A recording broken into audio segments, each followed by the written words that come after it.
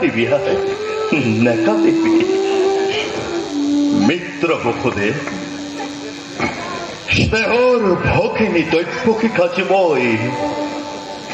তোমার হাতত করিস অর্পণ বিবাহ যদিও দৈবিক নিবন্ধন হোক দোষ যদিও বা কর্মর ফল সবার সাথে কোন কালে তোমার স্নেহর পরাচেন বঞ্চিত নয় আয় আয় নাখানিবি আয় আয় কতই প্রতারণার পরিচতি তুক যদি মইকে দিয়াবা রূহ ব্যবহার করেছিল আজি এই বিদায় ক্ষণত এই দাদার মুখলে চাইতই সকলোখিনি কথা পাহৰি যাবি আই সকলোখিনি কথা পাহৰি যাবি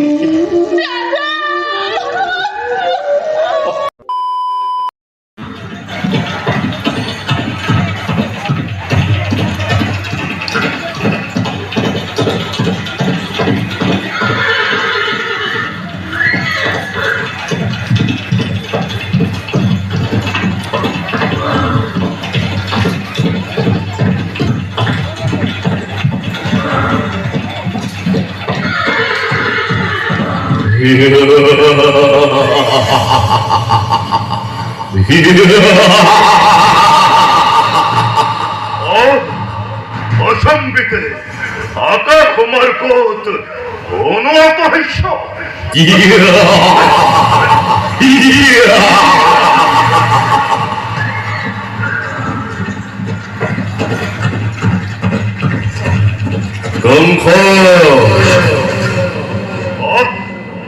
মুখে উদ্দেশ্য করেছেন ভয় কোন ভয়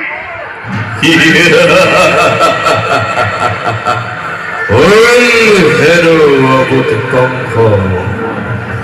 শ্রী দৈব্যকী বিয়াপাতি মহাসমারোহে আগুন পাহরে আসি মূর্খ কঙ্খ তয় এই দৈব্যকীর গর্ভ যাও অষ্টম সন্তানে সংহার করিব তোকে অবলীলা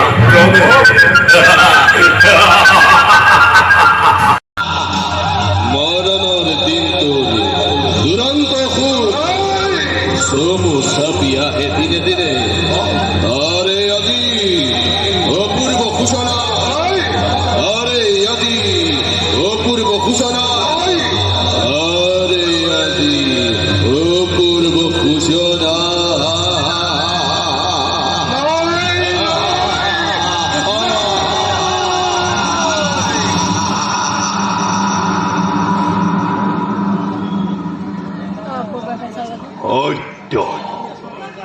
অতি সত্য যমনিকার অন্তরালত সকল কথা মোর ধীরে ধীরে স্মৃতির পদত উদয় হয়ে উঠিছে সঁচাকৈ আনন্দত আপ্লুত হই সকল কথা মই পাহৰি পেলাইছিলো দৈব্যবানে যেতিয়া আজি কংসৰ ভাগ্যলিপি ইংগিত কৰিছে নাই নাই নাই দয়া নাই ক্ষমা নাই অতিকে কঠোৰ হলেও মই মোৰ কাৰ্য পালন কৰিবই লাগিব জানো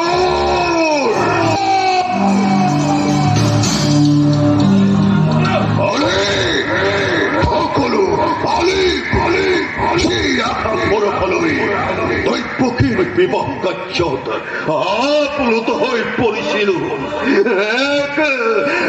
নিমিষত সকলো হৈ গল একই দেশমঙ্গরে নির্মিত দৈব্যকীর পুত্রই যদি মোর হয় আপন বৈরী তেন্তে সংসারত আপন কোন থাকিব পারে নাই মহারাজ ফালৰ পৰা সকলো জগতে সংহাৰ কৰিছো মথুৰাত এনে এক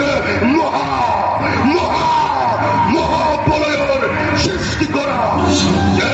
নিষ্পন্দ মাত্ৰকে জগতৰ প্ৰাণ ভয়ত সৰি উঠে।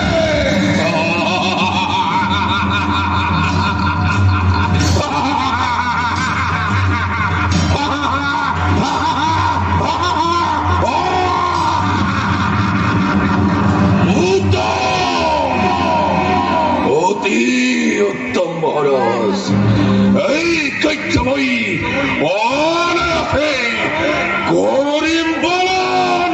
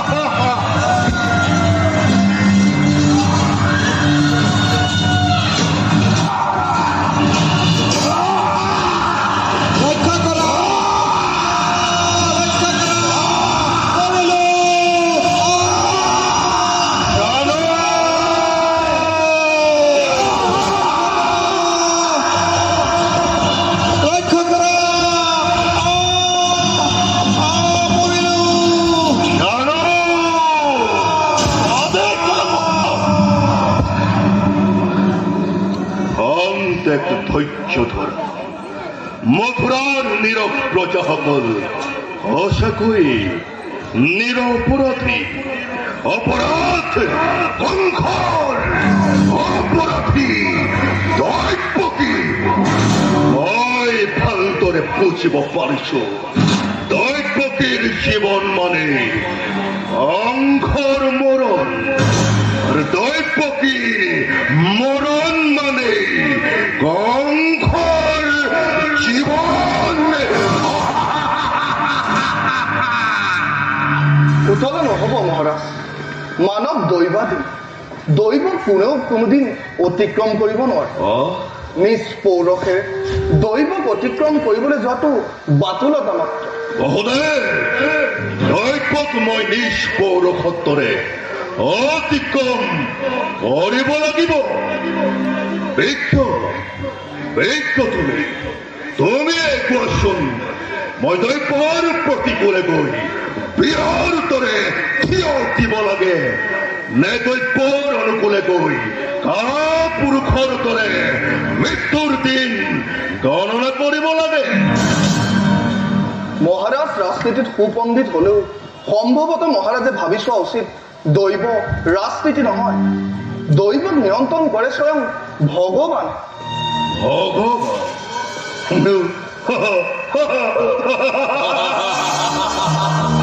জানো ভগৱান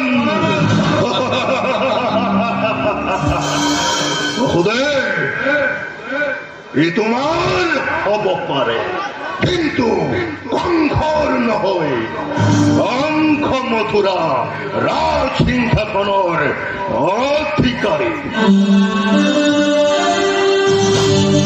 গতিকে কংসই নিজৰ ভাগ্য নিজেই নিয়ন্ত্ৰণ কৰিব। ভাগ্য যদি আজি ইমানেই শক্তিশালী, চাও তেন্তে এইদৰে ৰক্ষা কৰে দৈৱকীক আজি মোৰ হাতৰ পৰা। দাদা কোৱাচোন তুমি, মই কিয় মৃত্যুদণ্ড ভোগ কৰিব লাগে?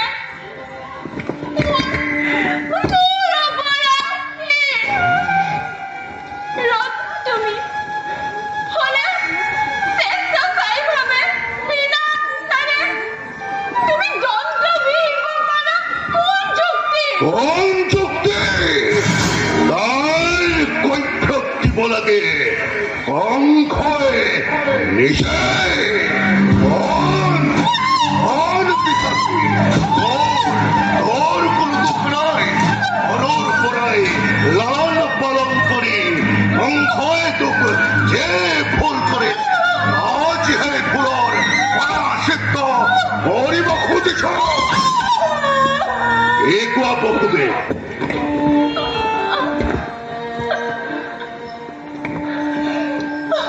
মোৰ ক'বলৈ একো নাই মহাৰাজ ৰজা আপুনি সৰ্বশক্তিমান আপোনাৰ এক ক্ষুদ্ৰ ইংগিততে আজি মথুৰাত মহাপ্ৰলয়ৰ সূচনা হ'ব পাৰে আৰু সেই গৰ্বতে আপুনি গৰ্বিত হৈ পৰিছে মহাৰাজ আৰু সেই হেতুকে ৰাজশক্তিৰ প্ৰভাৱেৰে নিজ ভগ্নী দৈৱকী হত্যা কৰি বিধাতাৰ বিধিলিপি খণ্ডনৰ ব্যথা চেষ্টা চলাইছে মহাৰাজ বিধাতাৰ বিধিলিপি যিকোনো উপায়েৰে খণ্ডন কৰিব লাগিব শুনিলে নহয় দৈত্যৰ বাণী দৈৱকীৰ গৰ্ভজাত অষ্টম সন্তান মোৰ প্ৰাণবৈ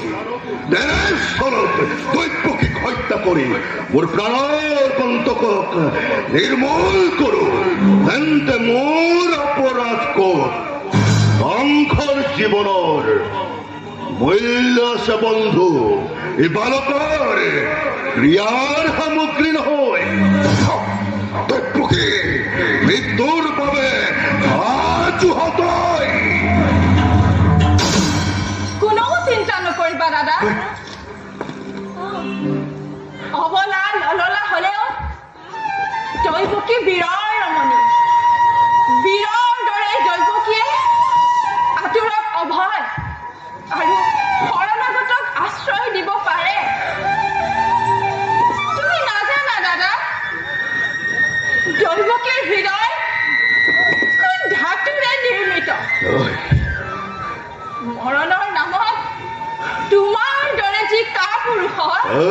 ধৰাহৰি কম্পমান নিজ প্ৰাণ বিনিময় হলেও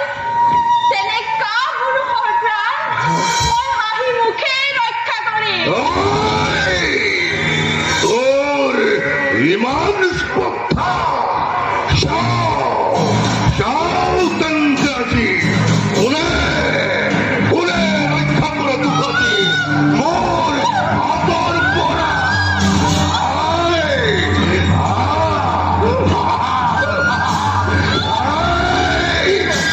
কি কৰে মহাৰাজ নাৰী হত্যা যে মহাপাপ আত্মহত্যা মহাপুণ্য এই হেতু নাৰী হত্যা নকৰি নিজ আত্মহত্যাৰ পথ বিচাৰি উলিয়াব লাগে কিয় নহয় মহাৰাজ ইয়াৰ এটা উত্তম উপায় আছে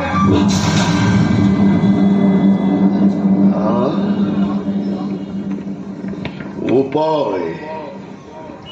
কি উপায় বসুদেৱ মহাৰাজ দৈৱকীৰ প্ৰাণদান দিয়ক তাৰ বিনিময় দৈৱকীৰ সন্তান জন্ম মাত্ৰে স্বহস্তে মই মহাৰাজাৰ হাতত সমৰ্পণ কৰিম মহাৰাজে নিজে সদ্যজাত শিশু হত্যা কৰি নিজ কণ্টক হৈ ৰব অনন্ত কাললৈ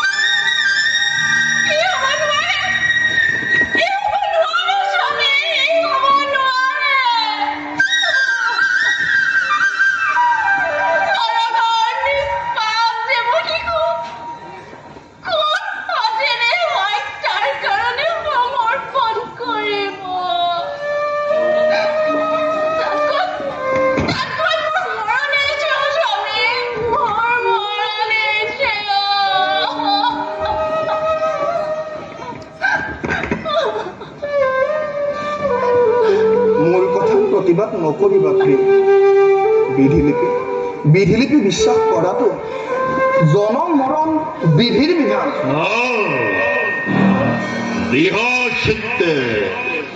চিন্তা কৰিছ তুমি বসুদেৱ যদি তুমি তোমাৰ কৰ্তব্য পালন কৰিব পাৰা তেন্তে মোৰ কোনো আপত্তি নাই মহাৰাজ জীৱনতকৈ শ্ৰেষ্ঠ মোৰ প্ৰতিজ্ঞা পালন কোনো শংকা নাই কোনো দ্বিধা নাই নিৰ্বিবাদে মই মোৰ প্ৰতিজ্ঞা কৰিম পালন তেন্তে এই হ'ব স্বামী কৰিব স্বামী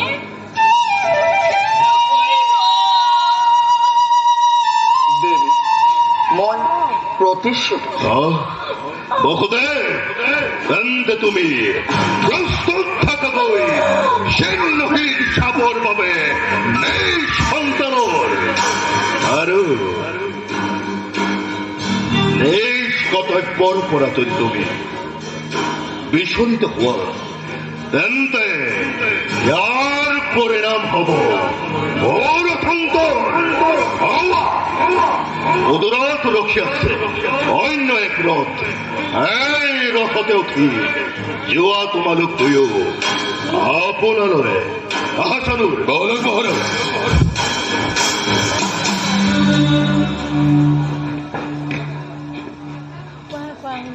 কিন্তু মনত ৰাখিব পুত্ৰৰ অপত্য স্নেহত পৰিজনী নিজ প্ৰতিকাৰ পৰা বিচলিত হোৱা তেন্তে ইয়াৰ পৰিণাম হ'ব ঘোৰ ভয়ংকৰ